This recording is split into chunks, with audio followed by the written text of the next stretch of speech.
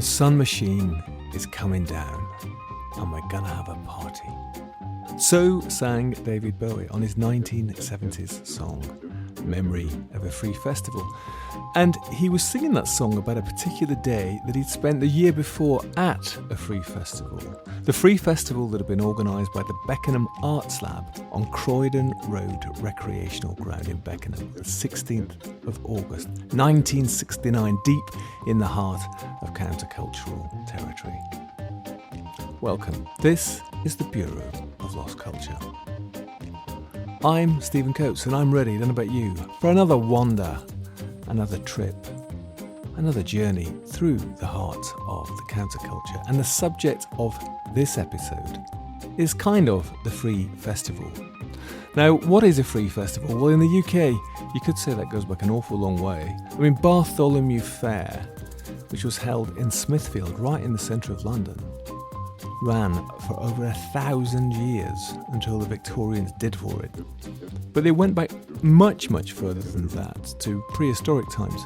Sites like Stonehenge, as we're going to hear about later, and Avebury and many of the stone circles throughout the British Isles seem to have been the sites for festivals where people would come together, tribes coming together to celebrate life and death, to feast, to dance, and to listen to music and each other talk.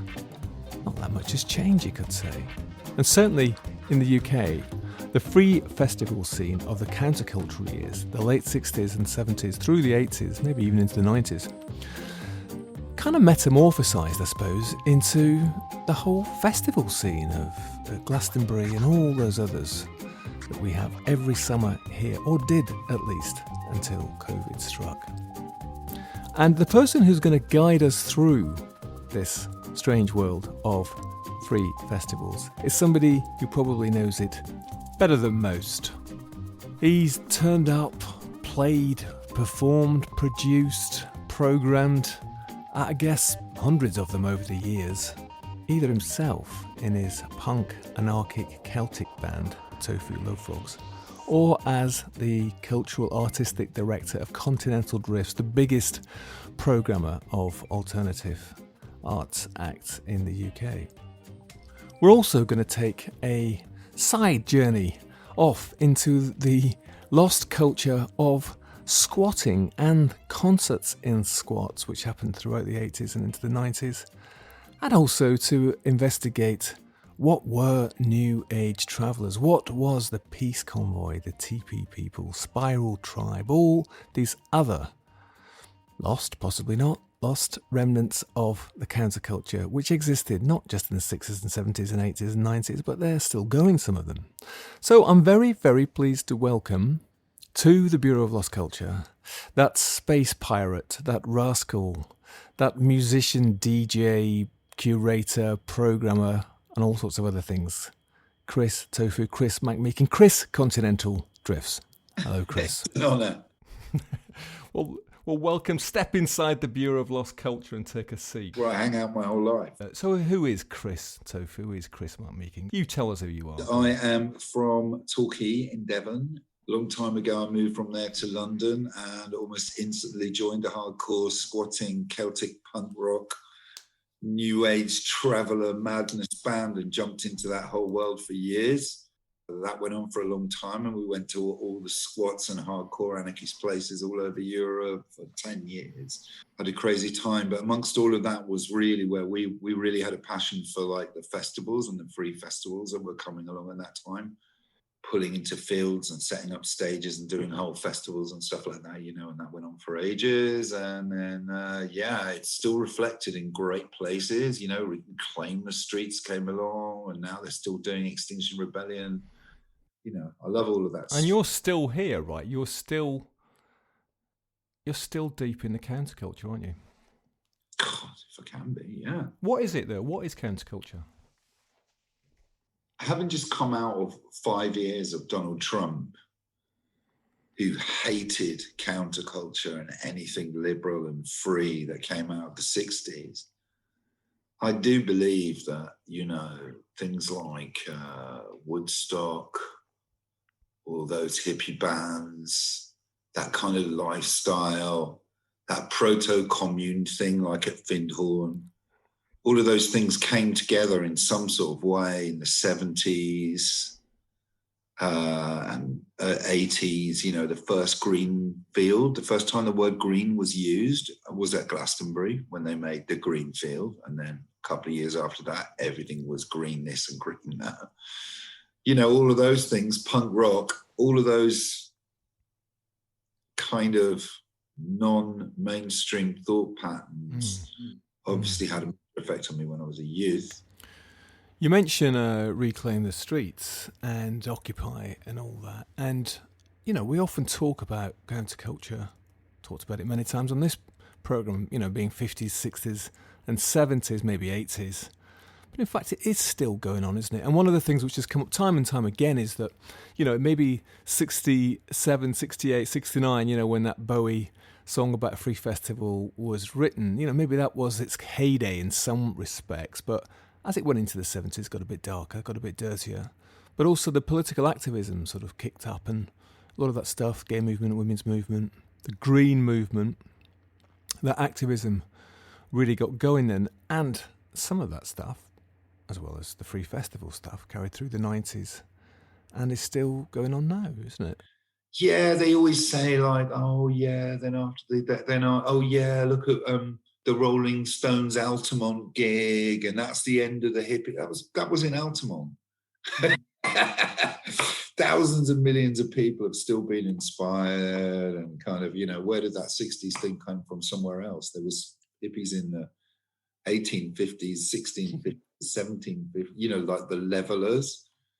You know what I mean? Not the bands, the actual people. I do. I mean, I'm glad you said that, because it's come up again, time and time again. You know, it's whenever there's a culture, there's a counterculture. One sort of generates the other. Now, you've been, as I said, deep involved in all those festival scenes and community action and, you know, all that stuff, fairs and groups and all that stuff. But it goes back a long way, as I was saying earlier, doesn't it? All the way, in this country anyway, these islands, I mean, it goes all the way back to, you know, prehistoric times. It's not a new thing, is it? Totally. Mushroom taking druids and crazy people, you know, that's all they had to do, you know. Yeah. I mean, you know, some of these ancient sites didn't just have like 30 people standing around them. Stonehenge had thousands of people going to that gig back in the day. Every solstice, every week was some sort of celebration at Stonehenge, you know. Yeah, it went on forever and ever. I mean, and like, I think what happened was, I mean, here's a theory. During the Second World War period, after licensing was brought into the UK during the Second World War, licensing as we know it now, before it, like licensing of booze, you mean? And events. And I think that, you know, something happened where maybe even from the end of the Victorian period all the way up to the 60s, where those sort of vibes were held right down. They had wars. They had complete control of the media. They had, which they did for a long time, you know, like the ruling classes, as it were, you know what I'm saying? And then, because if you look at even early Victorian and mid-Victorian crazy, you know, Widdicombe Fair, they were all pretty major events. You know, people went crazy and they looked forward to those events. And then that sort of like got de-paganized between two world wars and the end of the Victorians. And I think those people are kind of rediscovering the fact that, yeah, humans can actually do this. Do you know what I mean? It'd be like coming out of COVID. Humans can actually hang together and have a big vibe. I was talking, mentioned it earlier, and I was talking with a friend last week about Bartholomew Fair, which happened, you know, in Smithfields every single year for over 1,000 years until the Victorians did for it. Sting. And it was the same stuff that annoyed them, that made them stop it. You know, immorality, paganism. You know, people gathering together, getting rowdy, getting licentious, getting sensuous, staying up late, doing intoxicating substances of various sort, wild dancing, all the things which, all the accusations which got levelled at the festivals in the 80s and 90s. But I was wondering in terms of, like, you know, the 60s particularly, that kind of countercultural time, whether in some ways what was going on, created a kind of renaissance, where the Free Festival could start up again. Cool down. Everyone gets together and has a really sort of a mental time they couldn't possibly have anywhere else. Yeah. Yeah, that collective experience. Yes. I think there was a lot of that reclaimed in the freedom of people just doing stuff, turning up in a field and making that stuff happen and finding out what that collective consciousness was. I can't speak for 1890 or 1870, or you don't get the feeling that sort of collectiveness was there. It was a bit more institutionalized collectiveness. How did you even begin this thing? What was your first experience of a festival? To be honest, what happened was I was going to this school and the biology teacher was a Quaker, right? And as part of her religious studies, bless that lady, when I was about 15, she ran a trip to Glastonbury Festival to meet the Quakers. I know. Yeah. So when I was 15, I went to Glastonbury Festival with this really dodgy square school. And I don't even think she'd thought it through. And like 3 of the kids got lost off the coach trip. We saw Jackson Brown and Judy Zook, like little kids, and had a good old look around. It was just amazing, and it was mind-blowing. And at the same time as that was happening, everybody was like, Stonehenge. Everyone's going to Stonehenge. It's a month long. It's a free festival. Anyone can go. You can just go straight onto the field and park up. There's an agreement between the local authorities. You'll be there for a month. It was just like madness. It was like, really?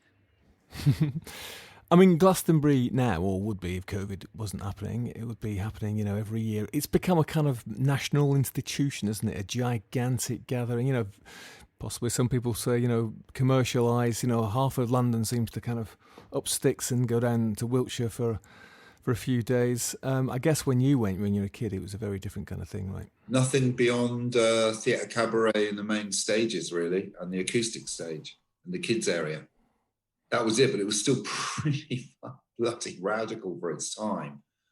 For someone from Torquay, it was like, good God, that was... Even they had all of these rastas putting the weed in newspapers and selling it to you, and there was no police on site, and it was... Michael and Emily and all, his family and everything, they're not actually like big drug takers or anything like that. But for some bizarre reason, there was no police presence. So it was much more of a, you know what I mean? And you could have motorbikes, which was fantastic. People had dogs, it was much more uncontrolled. And there were no bridges across the dikes either, so people would fall into the shit all the time. So do you reckon that lit your fuse in some way? It definitely lit my fuse. It definitely 100% lit my fuse. And I remember when I was leaving there, before we had to wait around in a coach for 8 hours for some guy called Jeremy to come back to the coach or whatever, thinking, who the hell would organise any of this? They must be off their nuts, crazy. There was also the beautiful thing about Glastonbury in those days, there was no security in the same sense that we know them as now. They were all volunteers for CND or whoever, and they were really lovely. It was a kind of C&D festival, right? Yeah, it was much different. Right, so when you're there, you hear about Stonehenge, and Stonehenge Free Festival, of course, it's kind of the classic archetypal free festival in Britain anyway. That got going in sort of 74, after the Windsor Free Festival, which went for a couple of years, which I think was the one that really kind of kicked things off, and that had been brutally closed down by the police in 74. So which year of Stonehenge was your first year there? Jesus Christ. So I think the main troubles there was 1984, so it's probably about 82, yeah, early, with like a bunch of us going in a car, a bunch of 16-year-olds, 17-year-olds in a car. We went up there on bikes as well. we got there probably about a week before solstice, but even by then there was like 30,000, 40,000 people in there. There was no toilets. Only responsible traveler people knew what to do with their shit. We were straight into the woods, breaking off green trees to make a fire and leaving rubbish everywhere. It was chaos. But people told you what to do as well. If they caught you doing that, they're like, no, you can't do that.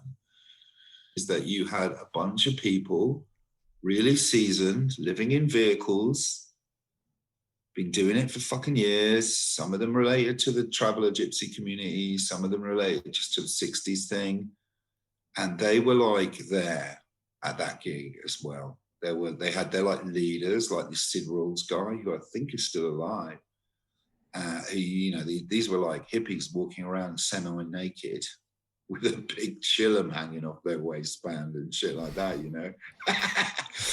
And then there was like this kind of nasty Hell's Angel invasion then as well. So when you went through the front gate, there were all like these kind of snarky bullshit Hell's Angels. And then once you got into the festival, it was just a complete head trip, because nothing was like, it wasn't like main stages.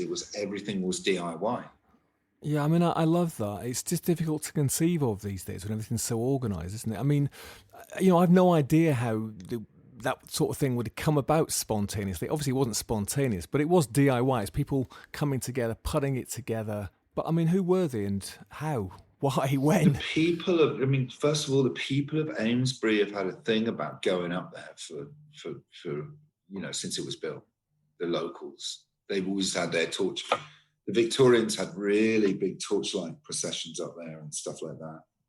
Back in the 60s, mysticism came alive. Everybody started taking English psychedelics.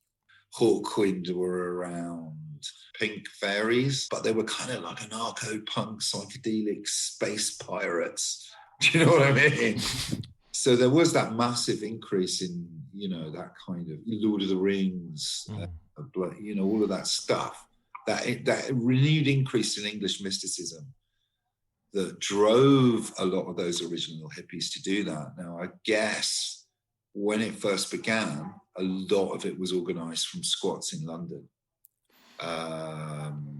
Tavistock Square, there was a really activist squatter scene there, where a lot of the originators of the original Stonehenge Festival as a counterculture event. This New Age traveller thing was always a little bit, mainly like a bunch of squatters and a bunch of people who are living in fields, and they didn't necessarily have the same requirements. So, that's how that came together anyway. Right, so people in London, as you say, there was that kind of whole West London, Ladbroke Grove, a bit more kind of activist, political side of counterculture in London. I had Pete Jenner on the show, and he was very instrumental in that. International Times, the Free School, the events at the Tabernacle with Pink Floyd, who he was managing. Also, he came up with the idea of the Hyde Park Free Festival and got that going, so he was a pre-genitor of all this, right? What a genius. Yeah, those sort of characters and stuff. And then, as I mentioned, that Windsor Free Festival, which ran for 2 years, that was kind of like the first big one and violently repressed. Yes, of course, yes. That's kind of like was the seminal moment of the creation of this "you're the enemy, the dirty long-haired bastards" thing. Yeah. Right. I mean, so Stonehenge got going. I'm sure it started off small and got big. That followed Windsor, which is set up by those two amazing guys, Ubi Dwyer and Sid Rawls. I think they're activists and they're involved with squatting. But by the time you got there, it had grown to like there was 30,000 people. Right? Easily. Then you got all the army. Then you got all the day visitors. And then you got this whole kind of like weekenders, not weekenders, and that kind of was when they had the Brew Crew crazy element inside of that whole movement that got everybody into loads of trouble, and I knew many of them. Called the Brew Crew because of special brew, that rather heavy alcohol, and they were pretty heavy, weren't they? It was sort of like a darker elements coming into that festival scene. So yeah, the Hells Angels, they had a heroin dealer on site. Really, really bad thing. And like, because it was acting as a communal event, then a load of people decided they didn't want to have that heroin on site. Who would? I mean, totally in agreement there. And they burnt down this ice cream van that was selling heroin with the Hells Angels, I think. I can't really remember the full story. Gave a chance for the brew crew to populate. Yeah, and that was a sort of a heavier anarchist scene. They were sort of hassling people and taking whatever they fancied and all that sort of stuff, weren't they? But it's said that Stonehenge got to be as big as 100,000 people. I mean, why was that? Glastonbury was not on during that period. The best alternative to Glastonbury was Elephant Fair, and the Druids and all of that. And to be fair, with coming back to that sort of, that mystical tribal feeling when everyone gets together in a field in England, which maybe people had for thousands of years and then they didn't during the Victorian and war time. It did really create an incredible atmosphere, incredible, weird atmosphere. Yeah, I mean, especially if you're young. Taking any drugs. But obviously things got quite heavy at times. Talked about Hells Angels, heroin, the brew crew.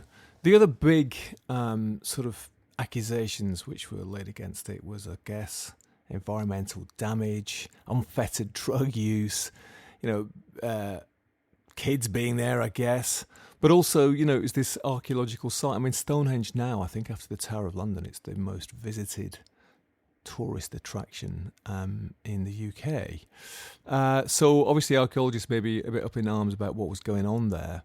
But you were saying that amongst all that, and there was a kind of DIY self-policing culture going on too. Maybe some of the older people who'd been hippies and stuff, they were watching out for maybe kids like you who just come along and also trying to guide people and try and set up some standards, hygiene or otherwise, that kind of made it all work. Very much so.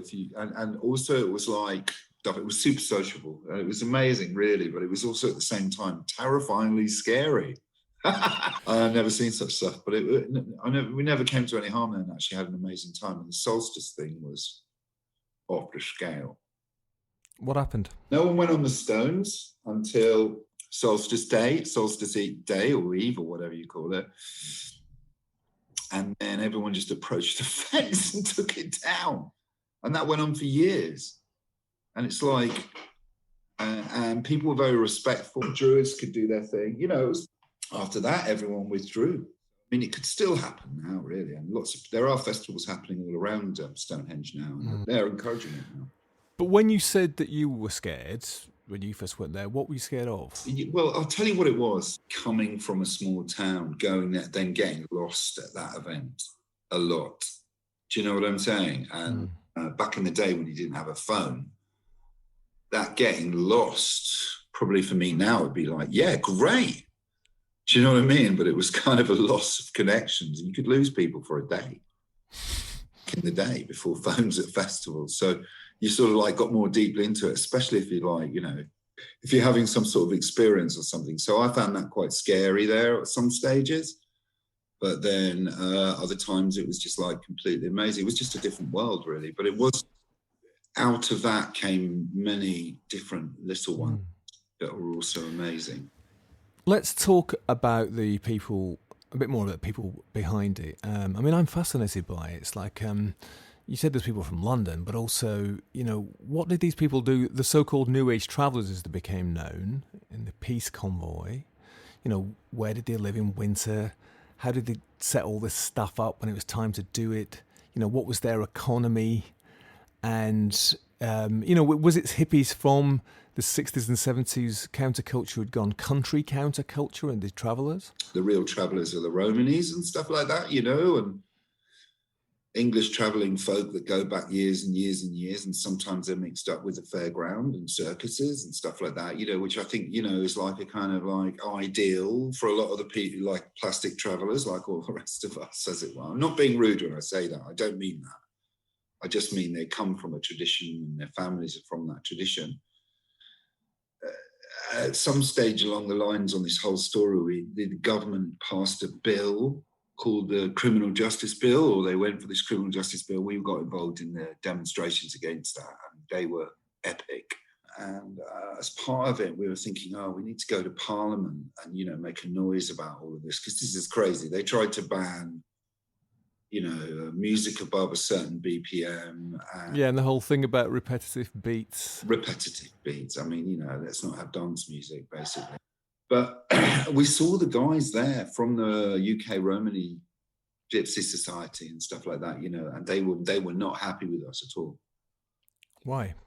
They thought that we brought all this heat down onto them, and they were suffering. The traveller lifestyle styles, there's so many different ones, I mean, there's a bunch of people who are going to be here in summer and in Portugal in winter, and then there's another bunch of people who are going to be here in summer. There's hundreds of people who travel around from festival to festival now in like Dodges and Mercedes and stuff like that, and they're also travellers. And then there's the Romany Gypsies who meet up at, horse fairs and whatever. And it's just such a great variety of people. But the ones we're talking about here are people who lived in vehicles, or part of the time lived in vehicles, and suddenly realized there was no place for them to really go out or do their thing, and got on to pulling onto land and doing big free festivals. And the press called them new age travelers, and other people called them crusties or the brew crew or whatever. We existed inside of that place for a while. Stonehenge itself, the free festival, ended in '84, and it was quite nasty, wasn't it? The end, all that kind of propaganda in the mainstream had sort of worked, and the police moved in, and there's this whole incident, and quite nasty. 1,300 police officers against sort of 600, hippies, travellers, or whatever. 537 people arrested. They reckon that's the biggest arrest in civilian times in this country, and same year as the end of the miners' strike. I mean, that's no coincidence, is it? Thatcher was using the New Age travellers as another way to divert attention from the terrible, destroying things that the Tories were doing at the same time, exactly the same as the miners, I mean, it was all about they beat the shit out of the miners. Do you know what I mean? They beat the shit out of everyone at Stonehenge with such violence and like completely preposterous. I mean, I wasn't in that field of what they call the Battle of the Field. We were in the area on that weekend, but we didn't get anywhere near there. But it was just really, really, really, really fucking awful. And but came of it for me kind of a limping to Glastonbury, a broken Stonehenge crew at Glastonbury, which kind of developed from then, became things like Lost for Hateness. And right, so Glastonbury kind of took up the slack. So Stonehenge ends, but then a lot of the people who went to it move next time to go to Glastonbury, including the arts and the vibe and all the other stuff that was going on at Stonehenge Free Festival. Michael, being a Quaker and a nice guy and all that, he did definitely reached out to all sorts of travelling crew. And back the following year, the year after, he gave money to somebody inside that scene to go and organise another festival, which they didn't. Myself, I was with the Tofu Love Frogs by then. Do you know what I'm saying? We were already dragging amplifiers under fences. This is a big part of your next part of your story, isn't it? So you left Torquay, West Country, you moved down to London, living in squats, and you join up with this punk band, the Tofu Love Frogs. Right. No, well, it's more like an anarchist band. Celtic, hardcore punk. And you become this kind of roving band of sort of anarchist punk pirates who break into festivals with your own gear to set up and play. Yeah, exactly. Not only that, we could set up our own stage in the middle of a field in like 5 minutes. So, yeah, we were like deeply unpopular in some quarters. And but at the same time, there was a large community of musicians, performers, people who felt the same way about doing festivals with no commercialization, and also there were other gigs around that were free, that weren't like totally anarchist, like Strawberry Fair and Ashton Court Festival in Bristol, Notting Hill, the Carnival, basically all over England as well, which were free anyway. But these ones were really special, and there was a whole sort of group of culture that was ready to jump up to that. You know, bands like Conflict, Citizen Fish, Blythe Power, all those early bands. I think they used to run a stage at Stonehenge at one stage. So there was a bunch of this culture that nobody else was representing. Didn't have a fucking hope in London. When the Tofu Love Frogs played in bloody Dingwalls, the guy was like, "You lot are the dirtiest band we've ever in the whole history of Dingwalls. Just fuck off." You know what I mean? It was like that, but that was like for everyone. There wasn't really a place for us. So we started making our own stages and places. Well, I mean, this is a lost countercultural story, isn't it? So a network around the UK of squatters and squats with bands who are touring, going from one to the other, playing in the squats, or breaking into festivals and playing, or setting up stages in fields and doing it all themselves. In London, Bristol, man, in London there was 35,000 squats or 40,000 squats in London, including squatted yards, squatted factories where people could park up all winter and stuff like that. So there was a very, as you know, Stephen, a very active squatter mentality, not ruining houses, but people living in those houses and therefore living more creative lives because they weren't just chasing their rent all the time, you know. So that played a, you know, and the same in Berlin, Amsterdam, Paris, you name it, and they were all connected in. There was a touring circuit just of squats.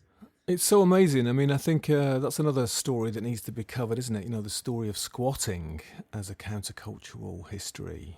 It's difficult to imagine these days. I mean, in the 70s, I think for almost 12 years, the Cambodian embassy, after Pol Pot came to power, the Cambodian embassy in London was squatted. I think they kicked them out because after 12 years they could actually own it forever or something. But I mean, that thought of all those people squatting in London, I mean, compared with now, I mean, the whole issue around property is so fraught, and I imagine, I don't know, that it's impossible to squat here now, isn't it? To be honest, there's certain activists who are still active and have massive factories, and, you know, when things like pull into town, like massive demonstrations, so they're still, you know, really helpful, and they sleep hundreds of people and stuff like that. And there's a couple of people from that scene who've made that not their profession because they're not making millions of pounds out of it, but they've definitely made the approach to a local authority relating to empty property being used as a big thing. Well, good. I mean, I'm amazed to hear it, but I'm glad to hear it that there are still people, you know, in London still able to do it. Massive gap in Ilford at the moment, but the problem is so basically you will remember, Stephen, that Amsterdam was full of squats. It was like a bloody paradise down there. There was so many alternative venues and stuff like that you could actually do a tour of Amsterdam that lasted 6 days. Amazing. And basically what happened there was that any empty property had to be short-term rent straight away. So that's actually what killed squatting in Amsterdam, despite thousands and thousands and hundreds of thousands of people who protested. Wasn't that, it was just that every time an empty property came up, it came like a satellite. You went and hired it, and you babysat that property. Well, that's what happened in London as well. They stopped. There's hundreds of them around, aren't there? You know, and that kind of not countercultural because it's being run by the landlords and property owners, so it doesn't have the same effect as this house with 40 people living in it. You know what I mean? But I mean, that is extraordinary that there were enough, and that there was this kind of alternative community of squatters, you know, with their own culture, with bands like Tofu Love Frogs moving around, not just in the UK, but in Britain and abroad. Every country in Europe. They even had a magazine that we got hold of, get this, called Vogelfrei, which listed every single like traveller site, and I mean like, you know, alternative people living on a traveller site across the whole of Europe with addresses and phone numbers. And you could literally send your tape to all of those people. Every single one of them was like incredible utopian paradise. It just went on forever. Went on for 10 years. Oh my God. Like an early kind of Facebook for the counterculture. Well, for me, it was like an endless counterculture tour, which I really loved. That School magazine, which was like a counter, School? Oh. School magazine is the deepest countercultural magazine probably ever of that period. So, that's where Banksy's first stories were in there, and just all the really, really in-depth researched articles. So, yeah, we were a part of actually going around Europe, trying to work out why the UK was so crap in comparison to, venues in German squats where, you stay in the bar and there's no barman and there's 200 people there all just honestly putting their Deutschmarks into a little tin. You know what I mean? And stuff like that. What happened next? How did that period end and go on to the next thing? Well, the Toffees went on and on and on. And basically, really probably should have kept going, but some characteristics to the internals of being in a hardcore punk band and like doing all of that. There was a lot of alcohol, being drunk, which I've never drunk alcohol in my whole life because it just makes you crazy. And, there was a lot of that stuff going on. There was a lot of chaos, you see, so we couldn't really keep it going. Also, the manager was rubbish, which was me. I was the worst manager of a band. And I was playing in the band as well, in a kind of Bez type sort of fashion. Well, that's fatal, being the manager and in the band. But so you're having problems keeping up shaking the tambourine, were you? But it was so fast. It was like 190 BPM. It was just too fast. So, yeah, but an amazing band and really good songs and really, really brilliant times and following and meeting beautiful people and just fantastic thing, period. But what killed it was the CJB. Castle Morton was the last. Right, so Castle Morton Festival was this week-long epic rave festival in Malvern, and the media got massively all over it, didn't they? And so that resulted in the criminal justice bill being implemented. The Sun and the Daily Mirror were doing like weekly whole-page stories about dirty scroungers. Still loads of really cool festivals in Wales and all over the place. It's more and more of the festivals that we kind of know coming along. And when you went to Wales, you'd be quite often some guy in a bloody shotgun in the middle of the road in a country lane going, what the fuck are you going to? Stuff like that was happening. There was this thing called Hippie Watch. There was just this general kind of like Trumpian hate against people, which, the English are just as good as the Americans are. And, so it got a little bit harder like that. Yeah, and it was, it was changing. Ecstasy was here, techno rave music was here. Different kind of people maybe as well, getting involved.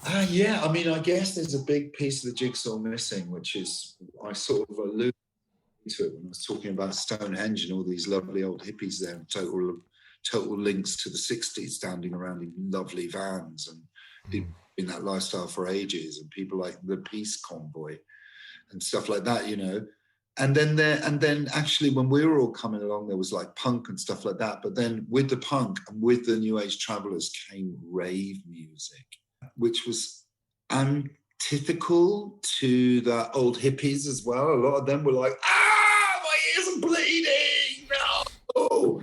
And it came with a bunch of kind of more hedonistic crowd and could draw a load of people. So I hope someone makes a film about Castle Morton one day, because they really should, because what happened there was off the scale with the police. They were incredibly good.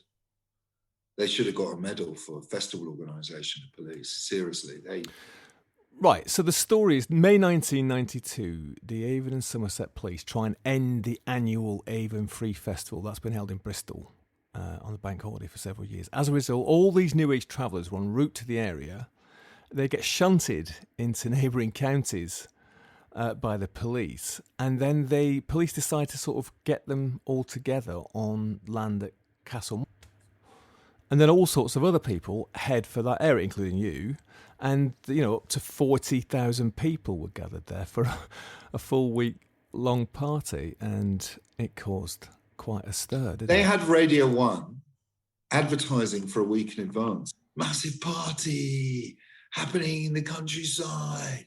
New Age travelers. Yeah, it's going to be the May Bank holiday extravaganza. Radio 1. Police say there should not be a massive party. You know what I mean? We were 70 miles away where we thought we were going, and the police just directed everyone to that place. So, I know later on that people from Spiral Tribe and stuff like that got busted for that gig. They shouldn't have, because they were taken there by the police. And I was at the front of that damn thing on my motorbike going, they're leading us into a trap. You know what I mean? We're all going to end up in a big prison, And then we got to Castlemore and I was on this dirt bike and I was like, why? Yeah, it was amazing. But that was, for me, like, me personally, the kind of zenith of that period. We were with the Wango Riley stage, which is like a sort of live music area, and we put it up before anyone else, and we had loads of bands booked, and like loads of bands booked. And we woke up in the morning, and Spiral Tribe had actually put the tent up, so the tent pegs were resting on the front of the stage. So Spiral Tribe, big players in all this thing. I want to read you this. This is the local MP, Michael Spicer, at the time. New Age travellers, ravers and drug racketeers arrived at a strength of 2 motorised army divisions, complete with several massed bands and, above all, a highly sophisticated command and signal system. However, they failed to bring latrines. The numbers, speed and efficiency with which they arrived, amounting at one time to as many as 30,000 people, combined to terrorise the local community to the extent that some residents had to undergo psychiatric treatment in the days that followed. Such an incident must never happen again, in my constituency or elsewhere. We need tighter laws, especially to give banning powers to the police. A cabinet committee to bring responsible departments together, quicker and more coordinated police action. And of course, what happened was the Criminal Justice Bill. But I think we should leave that, because that's probably a whole programme in itself, the Criminal Justice Bill. But for you, so you're not only now Bears playing and managing the Tofu Love Frogs, you're putting on band stages and stuff. What brought about that change? The vibe in front of a stage is the addictive part about being in a gig as well, isn't it? Let's face it. It's how the audience is going crazy and chiming with your music. Always. Protest, demo, festival, late night festival, that's where the real magic happens. Do you know what I'm saying? So in a sense, I think the band, and certainly their manager, was sort of committed to finding those sort of gigs, and we did loads of those. And then amazingly enough, we did one where we were asked by the people of Twyford Downs, who were putting a protest against the M3. Yeah, the building of the M3, and it went through that whole beautiful countryside, right? It's paradise. And we made a gig with those guys, and because we made flyers and stuff like that, we were like, so on this date we're going to be coming here and doing a benefit gig for you guys. And then we, that got around on all the sort of paper mails and flyers and stuff like that. And would you believe it? They were like, we won't be there. And then we were like, we're coming. And would you believe it? It turned out to be one enormous madness. The exact day that the police came to take everyone out of the trees and knock all of that down, and we had to carry a PA over a mile of land and generate whatever. It was an amazing gig, and then that started off a sort of dual addiction to the loveliest people on the planet. Who are all these people who are trying to save the world? There was loads of great gigs like that. Right. So there's all sorts of people involved on it, activists, all these different festivals, the different kind of Spiral Tribe, there's people who are more involved in music, people more involved in putting stuff on. There's also, you mentioned a couple of times, the Peace Convoy. So tell us a bit more about that, and also maybe these groups like the TP people, TP Valley people. Where did they all fit into that whole ecosystem of festivals and this kind of alternative counterculture going on in the countryside in the UK? Really interesting people in the 70s, and you can speak to one of them, and you should do a whole program on it if you ever could. It's called Tibetan Tony. Great performance art people and street theatre people from the 70s. people who are more used to making their living from busking with street arts and circus as well. They formed this amazing traveling festival called Festival of Fools with some people you would love, Stephen, your style of folk. People like your man from Cambodia, these sort of people, you know. Producers from France, the early, all the original people from our Chaos, a lot of those people were in that in the 70s. Pierre Bidon, all of those types. They did this touring festival called Festival of Fools. It went up to Holland, to Rygord, and it traveled around. It ended up in Cornwall. I think it went through early Elephant Fair, but it ended up in Cornwall. And that was actually about 50 vehicles on the road. Do you know what I mean? Of all ilks and varieties and stuff like that, you know. And somewhere along the line, that Tibetan Tony and his gang created this kind of peace convoy, which is also related to other activities around that time in the 70s and 80s. And that was quite formulative. And the Suffolk fairs exploded with festivals. Like every single weekend in Suffolk alone were little fairs and festivals there, you know, and they were really instrumental in, they were also instrumental in running Strawberry Fair. They were also instrumental in so many things. So they were really important. And the Peace Convoy kind of was the first iteration of what they called New Age travelers, because there did sort of vaguely exist this Peace Convoy, which was this amazing, I mean, pretty amazing by the sounds of it. Like, you know, when it pulled up in Holland, there was clowns from all around the world coming to it, you know, Festival of Fools. And it made really, the dog troop, I think, in Amsterdam might have come from this and stuff like that, you know. So that was a pretty big scene, but that was more like, I guess, arty performer hippies by the sound. So then there was them and... the TP people?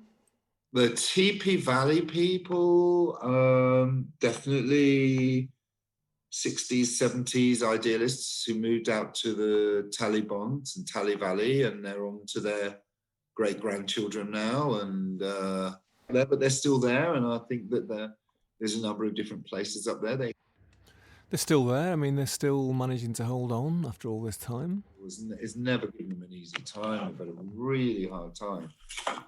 But yeah, they've been going for ages, so they were there. But again, I think that's 70s, 80s. Let's go back to you. So, you know, right now you run Continental Drifts. You are the veteran of the thousands of events, festivals, fairs, gatherings, all sorts of other stuff. You put on loads and loads of acts. Let's get you to now. This is pre-COVID, obviously, but let's get you to now. From then, you know, Tofu Love Frogs coming to an end, that festival scene and the squatting scene coming to an end as well. So take us on that sort of trip between then and becoming Chris Continental Drifts. So they tried to make, when Criminal Justice Bill came along, previous to that one, before it had passed, it was saying that there could be no more squatting in private properties, yeah? I mean, we were living in the Georgian Crescent facing Clissold Park at the time, Stonehenge, beautiful Georgian houses that we had squatted for, which was squatted, already been squatted for 30 years. So we kind of did this, a lot of talking and blaring like you do, and came up with this Hackney Homeless Festival along the lines that everybody who was squatting was also homeless, which actually is true, actually. We said we were going to do that. Then we pulled all the people we knew together who could put stages and free stages and bands. And we ran the first one, and it was for like 5,000 people. And there was 10,000 people. We did the second one, and it was for like 15,000, and there was 30,000. This thing, just honest to God. And then there was a riot. Clissold Park was a war zone.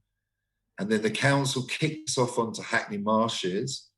And then we told the council it was going to be 15,000, probably about 35,000 turned up. And there was at least 25 different sound systems, free party, reggae, whatever you like. Whole posses that you and me know now, that was their first gig. Do you know what I'm saying? But it turned out that me and Mel were running it, and we'd started Continental Drift at that time. We weren't running it, we were running it with a committee, but somehow it came down to me and Mel to make all the decisions. And then somewhere in that process, someone said, oh, you guys are really good at production. And we were like, yeah, what's production? Do you know what I mean? So then we got Continental Drifts together to try and kind of not only produce these gigs that were impossible to produce before, but we learned how. Also get all those bands gigs, all those underground bands that we'd worked with inside of that world gigs, because no one was doing it. The only person who'd play any of that music is John Peel. So we started an agency and started pushing out all those brilliant underground bands that we were working with for years, and now that's still going on now, right up to this disastrous moment in time. Right, well, up to this disastrous time, I mean, you've been at it full tilt, right? I mean, you know, Continental Drifts, probably the biggest promoter, right, of that kind of alternative arts in the UK, and loads of stuff abroad. Do all the big festivals and the little ones too. You also still do a lot of community stuff, a lot of free stuff. So what is it that's underneath it all? What's the countercultural spirit that is underpinning it all? So, you know, we're members of the Institute of Vibe Engineers. Do you know what I'm saying? And we've got like basic standards of vibe, and nothing can get in the way of that. Otherwise, it's not a gig for us. Yeah, and you still do a lot of low-key, free, small things too, right? Yes, and young stuff and whatever stuff. Yeah, definitely. Okay, so tell us about these standards then. What are these standards that link you right the way back to that kid at the Stonehenge Free Festival with his eyeballs on stalks? Come on. Always be amazed by a crowd. That's one.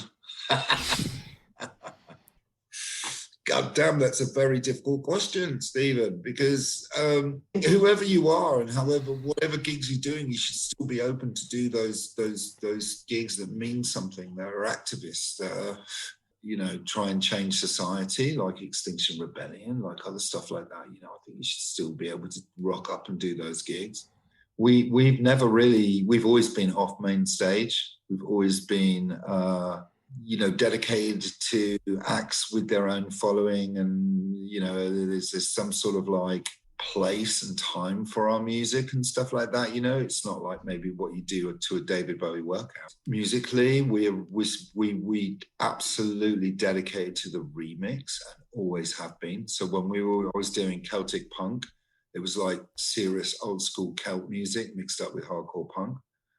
And ever since that moment, we've Continental Drifts and myself, absolutely, as you know, Stephen, been obsessed with the remix of vintage and 21st century sounds. So that's reflected in our music right now, and that doesn't need to be anyone famous. As you know, there's always these amazing hybrids coming along. It's that mixture, it's that openness to diversity, openness to kind of like, anyone from any culture doing anything culturally. It's always been our modus operandi, you know. You mentioned David Bowie then, and I started off with this, so I think I should read a bit more of it to you. The children of summer's end gathered in the dampened grass. We played our songs and felt the London sky resting on our hands. It was God's land, it was ragged and naive, it was heaven. Touched, we touched the very soul of holding each other and every life. We claimed the very source of joy ran through. It didn't, but it seemed that way. I kissed a lot of people that day. I love that. Memories of a free festival, and he wrote that song about that, as I mentioned, about that festival in Beckenham, on Croydon Road, and that's one of the first free festivals in the kind of later era, and nobody really remembers it. There you go. No one even knows that. That's what I mean. There's so much unburied history. There's like 100,000 people on Canvey Island. Do you know what I mean? There's stuff that's hidden everywhere. that is why I think this is a great subject for the lost culture situation. Totally. Well, listen, he goes on. Oh, to capture just one drop of all the ecstasy that swept through that afternoon, to paint that love upon a white balloon, and fly it from the toppest top of all the tops that man has pushed beyond his brain. Satori must be something just the same. We scanned the skies with rainbow eyes, and saw machines of every shape and size. It goes on. The sun machine is coming down and we're going to have a party. I mean, it's hippy-dippy stuff, but it kind of, doesn't it capture the essence of the Free Festival whole vibe? Really nail it, don't they, you know?